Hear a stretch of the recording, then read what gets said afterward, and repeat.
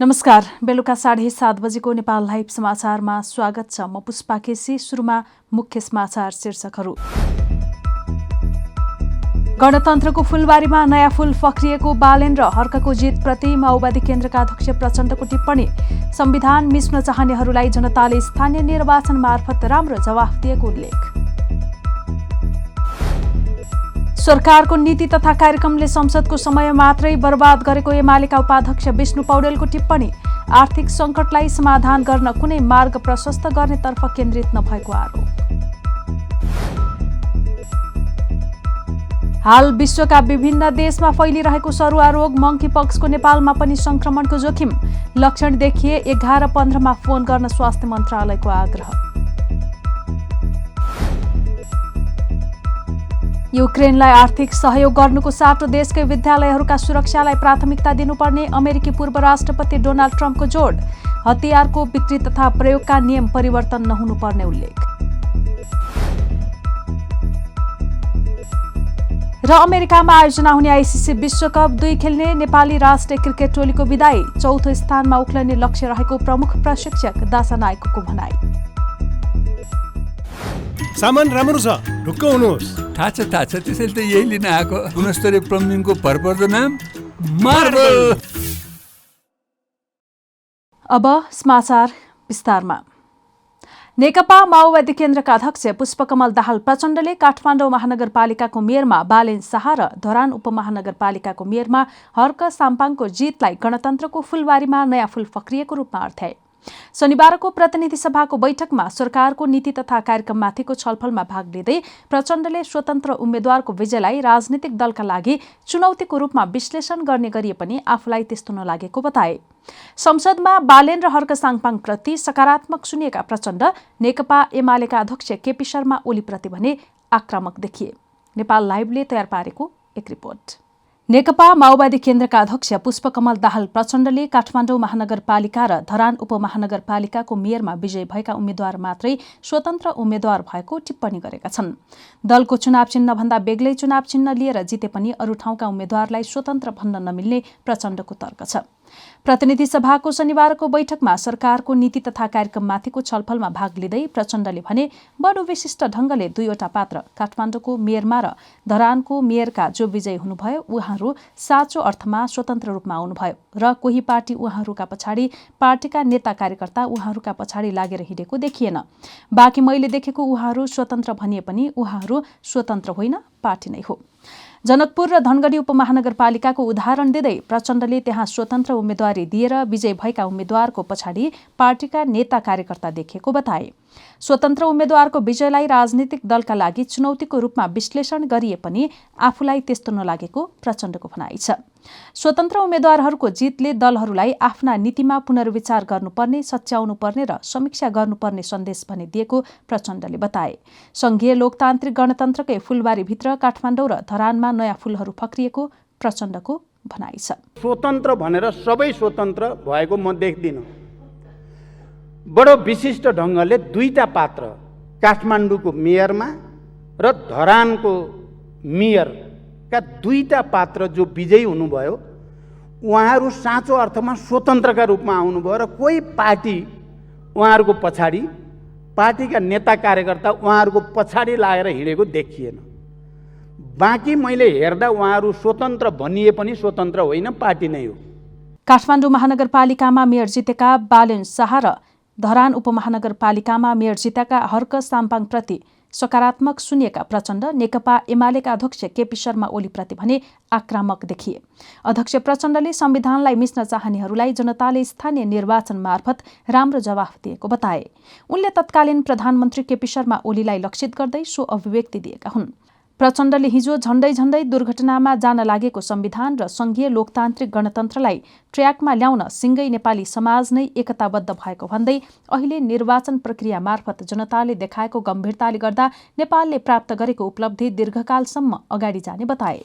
अहिले निर्वाचन प्रक्रिया मार्फत नेपाली जनताले लामो सङ्घर्ष र बलिदानपछि प्राप्त भएको यो संविधानलाई क्रियान्वयन गर्नको लागि, यसलाई व्यवहारमा उतार्नको लागि जुन किसिमको तत्परता, जुन उत्साह, जुन गम्भीरता प्रदर्शन गर्यो, यसले अब यो परिवर्तन जो हामीले झन्डै 70 वर्ष लामो सङ्घर्ष, ती सशस्त्र पनि शान्तिपूर्ण पनि सबै खालका सङ्घर्षहरूबाट प्राप्त भएको छ, यो अब दीर्घकालसम्म अगाडि जान्छ।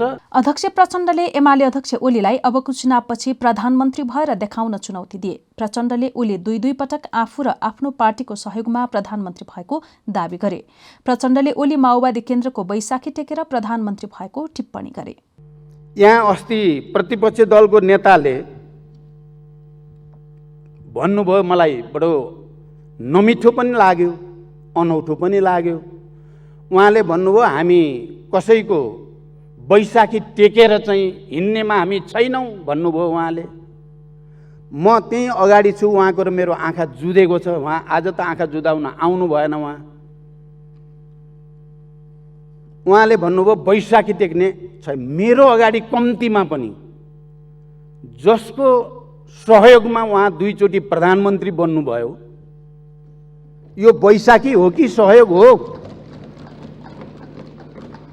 म पूर्व प्रधानमन्त्री, अहिले एमाले, त्यति बेला त एमालेको त उहाँ सरकारको नेतृत्व हुनु थिएन।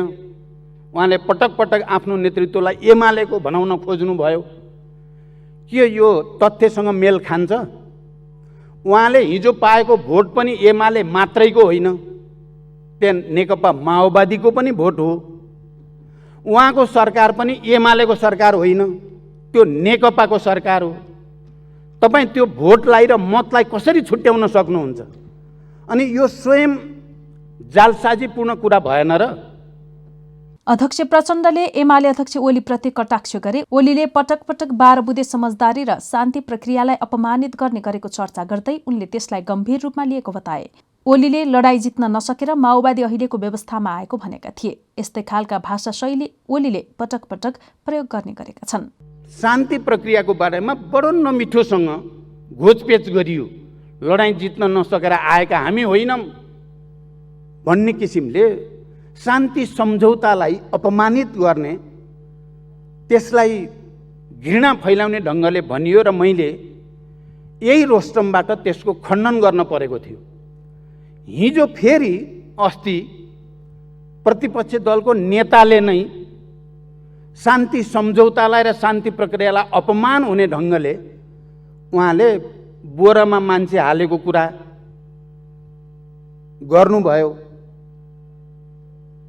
जनतालाई धम्क्याएको कुरा गर्नुभयो।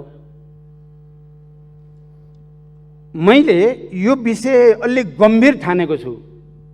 म यो गरिमामय सदनको ध्यान गम्भीर रूपले आकर्षित गर्न चाहन्छु। अध्यक्ष प्रचण्डले मूल्य वृद्धि रोक्नेतर्फ गम्भीर हुन सरकारको ध्यान आकर्षण पनि गराएका छन्। महँगी बढेको बढै छ, भान्साबाट विद्रोह हुने परिस्थिति बढिरहेको छ। उनले भने सरकारले यसको नियन्त्रणका लागि ध्यान दिनुपर्छ। प्रचण्डले प्रधानमन्त्री शेरबहादुर देउवालाई पेट्रोलियम पदार्थमा कर छुट दिएर भए पनि मूल्य वृद्धि रोक्न आग्रह गरेका छन्। संसद अवरोध गर्ने नेकपा एमालेको शैलीलाई लिएर माओवादी केन्द्रका सांसद गजेन्द्र महतले व्यङ्ग्य गरेका छन्। नीति तथा कार्यक्रममाथिको छलफलमा भाग लिँदै प्रतिनिधि सभाको रोस्टममा पुगेका उनले ताला चाबी पनि लगेका थिए।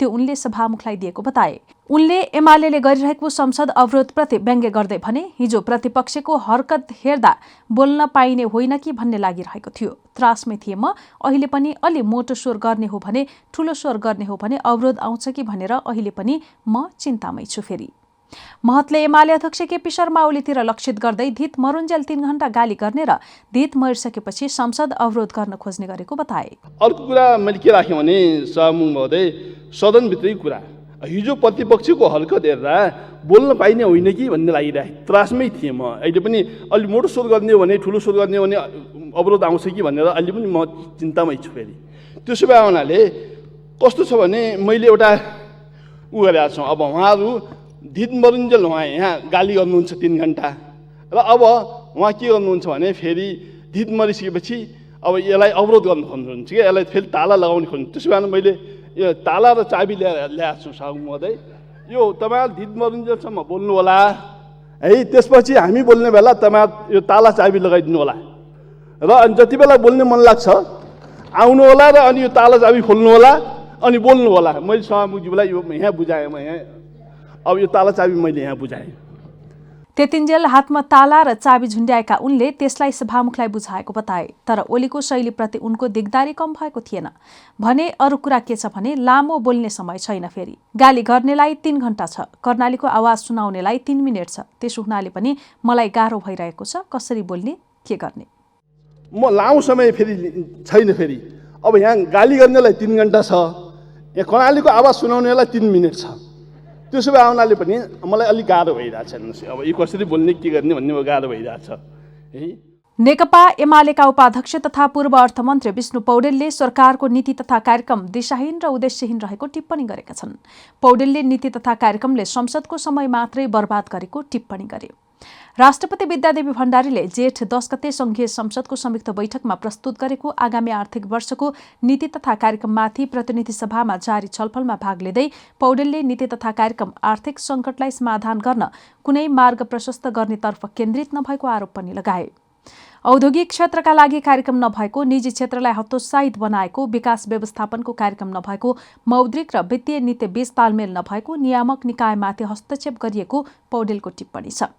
सरकारले अर्थतन्त्रमा ध्यान नदिई भ्रम छरेको, मूल्य वृद्धि आकाशिएको, आपूर्ति श्रृङ्खला समस्यामा परेको, सङ्कटोत्पन्न खाद्य सङ्कटका बारेमा चासो नदिएको भन्दै पौडेलले विदेशी विनिमय जोखिममा पुगेको बताए। मूल्य वृद्धि र मुद्रास्फीतिले उत्पादन क्षेत्र र उपभोक्ता तहस नहस भएको छ। वैकल्पिक आपूर्ति व्यवस्थाको बारेमा सरकारले बुझेर पनि समाधानको प्रयास गर्न चाहँदैन भन्ने कुरा छर्लङ्ग गरेर समष्टिगत आर्थिक स्थायित्व कायम गरेको थियो। त्यति बेला बजेट घाटा चुलिएको छ। 9 महिनामै 13 खर्ब पुगेको छ। लगभग हरेक महिना 10% पुँजीगत खर्च गर्ने सरकारको दाबी अभाव कहाली लाग्दो अवस्थामा पुगेको छ। बैंकिङ प्रणालीमा लगानी यो नीति तथा कार्यक्रम गठबन्धन सरकार जस्तै दिशाहीन, उद्देश्यहीन, गन्तव्यहीन छ। इतिहासकै सबभन्दा कमजोर, मुलुकको समस्या नचिनेको, समाधान दिन नसक्ने, खोक्रो र सारहीन छ। यसबाट सम्मानित सदनको समय बर्बाद गर्ने बाहेक अन्य कुनै उपलब्धि हुन सक्दैन। सभामुख महोदय, सङ्कटोन्मुख अर्थतन्त्र मुलुकको यति बेलाको सबैभन्दा ठुलो समस्या हो, चुनौती हो। तर यो नीति तथा कार्यक्रम मुलुकको आर्थिक सङ्कटका प्रति बेखबर छ। मुलुकमा विद्यमान आर्थिक सङ्कट समाधान गर्ने तत्परता र इच्छा शक्तिका साथ नीति तथा कार्यक्रम प्रस्तुत हुनुपर्ने थियो। तर सरकार सङ्कटोन्मुख अर्थतन्त्रका बारेमा चालै नपाएको जस्तो गरेर अर्थतन्त्र सामान्य अवस्थामा रहेको जस्तो गरेर प्रस्तुत भएको छ। पौडेलले बुढी गण्डकी जलविद्युत आयोजना स्वदेशी लगानीमा निर्माण गर्ने विषयलाई हावादारी भएको आरोप पनि लगाएका छन्। नेपाली कांग्रेसका महामन्त्री तथा प्रतिनिधि सभा सदस्य गगन थापाले काठमाडौँमा सडक विस्तार आयोजना भन्दा पनि फुटपाथ विस्तार आयोजना चाहिएको बताएका छन्। सरकारको नीति तथा कार्यक्रममाथिको छलफलका क्रममा शनिबार उनले अझ अगाडि बढेर कार्यक्रम मात्रै नभई परियोजना नै चाहिएको बताए। काठमाडौँमा कुनै बेला सडक विस्तार आयोजना भनेर बडो चर्चा गरियो, हल्ला गरियो।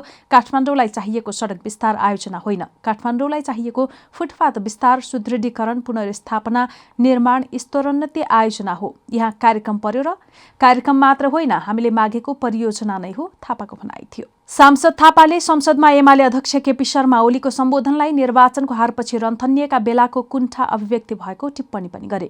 उनले निर्वाचनमा एमालेले पराजय बेहोरेको र त्यसपछि रन्थनिएका ओलीले संसदमा कुण्ठा व्यक्त गरेको बताए। छलफलमा भाग लिएको सुरुमै नेता थापाले ओलीको सम्बोधनमाथि टिप्पणी गरेका थिए। नीति तथा कार्यक्रममाथिको छलफलमा प्रारम्भमै करिब घण्टौँको एउटा लामो गन्थन प्रस्तुत भइसके पछाडि मलाई के साथीहरूले भन्नुभयो, यो गन्थनमा व्यक्त भएको प्रत्येक कुराको उत्तर दिनुपर्छ। मैले साथीहरूलाई भने प्रश्नको उत्तर हुन्छ, विचारमा टिप्पणी हुन्छ, प्रतिक्रियामा सहमति व्यक्त हुन्छ, असहमति व्यक्त हुन सक्छ। तर कुण्ठामा त्यस्तो केही पनि हुँदैन। कुण्ठामा केवल सहानुभूति मात्र प्रकट हुन्छ। त्यसैले यो बेलामा साथीहरूले भन्नुभयो घण्टौँ बसेर बोल्ने, मैले भने यतिखेर रन्थनिएको बेलामा बसेर, उठेर, सुतेर जसरी बोल्न दिए पनि हुन्छ, पलटी कसेर बोले पनि हुन्छ, एक खुट्टामा टेकेर बोले पनि हुन्छ। अहिले हामीले सुनिदिनुपर्छ। कहाँ बोल्ने, कहिले बोल्ने भन्ने बोल्नेले हेक्का राख्ने कुरा हो। हामीले केवल विचारा भन्न सक्छौँ, यति मात्रै हो। थापाले कुण्ठाको जवाफ नहुने भएकाले सहानुभूति मात्र प्रकट गर्न सकिने भन्दै कुण्ठामाथि विचारा मात्र भन्न सकिने बताएका छन्। हाल विश्वका विभिन्न देशमा फैलिरहेको सरुवा रोग मंकीपक्सप्रति सचेत रहन स्वास्थ्य तथा जनसङ्ख्या मन्त्रालयले आग्रह गरेको छ। नेपाल पनि उक्त रोगको जोखिममा रहेको भन्दै मन्त्रालयले सचेत रहन सबैमा आग्रह गरेको हो।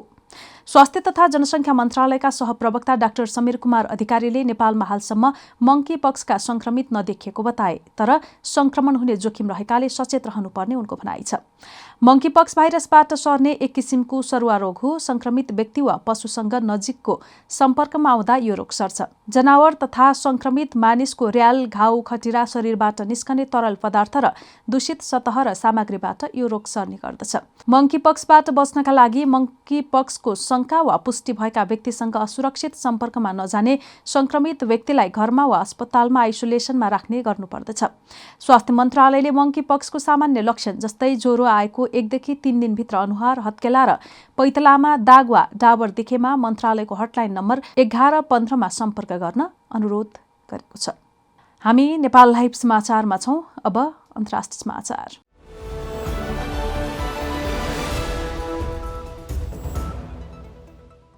पूर्व राष्ट्रपति डोनाल्ड ट्रम्पले अमेरिकाले युक्रेनलाई आर्थिक सहयोग गर्नुको साटो देशकै विद्यालयहरूका सुरक्षालाई प्राथमिकता दिनुपर्ने बताएका छन्।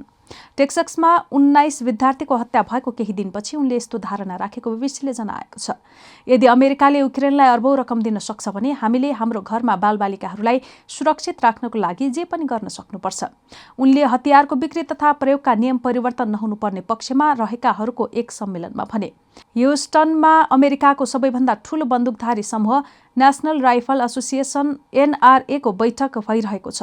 युवाल्डीमा एक किशोरद्वारा सामूहिक गोली प्रहार गरेको 3 दिनपछि उक्त बैठक सुरु भएको हो। हामीले इराक र अफगानिस्तानमा करोडौं खर्च गर्यौं र त्यसबाट केही उपलब्धि भएन। ट्रम्पले शुक्रबार दिएको मन्तव्यमा धेरैले चर्को तालीसहित समर्थन जनाएका थिए। हामीले संसारको बाँकी राष्ट्र निर्माण गर्नु अघि हाम्रो आफ्नै देशमा हाम्रा आफ्नै बच्चाहरूको लागि सुरक्षित विद्यालय निर्माण गर्नुपर्छ। यस महिनाको सुरुवातमा अमेरिकी कांग्रेसमा युक्रेनलाई सैन्य सहायतामा लगभग $40 अर्ब पठाउने विषय पारित भएको थियो। नेपाल लाइभ समाचारमा अब खेल समाचार।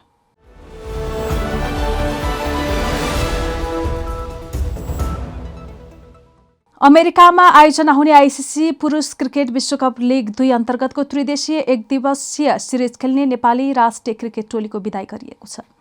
नेपाल क्रिकेट संघले शनिबार नेपाली टोलीलाई बिदाई गरेको हो। नेपाली टोली शनिबार नै सिरिजका लागि अमेरिकाको टेक्सास प्रस्थान गर्नेछन्। नेपाली टोलीलाई युवा तथा खेलकुद मन्त्री महेश्वर गहतराज, क्यानका अध्यक्ष चतुरबहादुर चन्द लगायतले बिदाई गरे।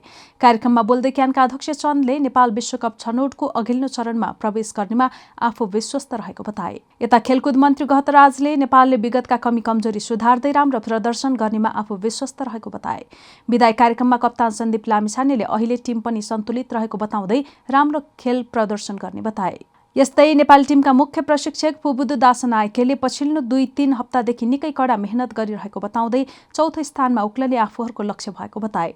सिरिजमा नेपाल, अमेरिका र ओमान बीच प्रतिस्पर्धा हुनेछ। सिरिज अन्तर्गत नेपालले पहिलो खेलमा ओमान विरुद्ध जुन 9 मा खेल्नेछ। त्यस्तै नेपालले दोस्रो खेल अमेरिका विरुद्ध जुन 11 र तेस्रो खेल फेरि ओमान विरुद्ध जुन 14 मा खेल्नेछ।